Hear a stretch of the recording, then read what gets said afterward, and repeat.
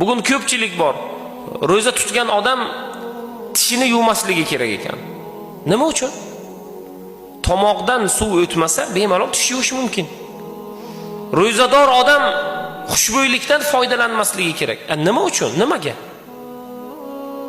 Demak, xushbo'ylikdan ham miqdorini bilib, haddan tashqari ko'p emas, xushbo'ylikdan foydalansa bo'ladi.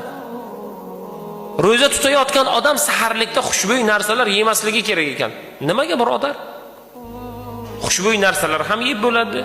Yana bugungi kundagi odatiy savollardan saharlikda tuxum yesa bo'ladimi? Birodar, yeyvering. Ishtaha tortsa yeyvering. Nima muammo? Alloh fazl bersin. Alloh yaxshilik bersin.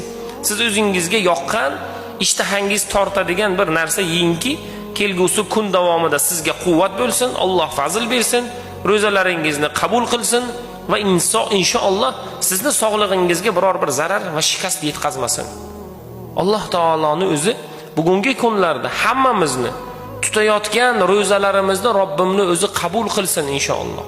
Lekin bugun imkoniyatimiz yetib turib, ishimizni, tashvishimizni yoki qaysidir bahonalarni ro'kach qilgan holatda men bugun ro'za tutmayman yoki boshida 3 kun tutaman, oxirida 3 kun tutaman, yo boshida bir 10 kungina tutib qo'yay, ob-havo yaxshi keyin tutmay qo'yaveraman deyishlik bu xato.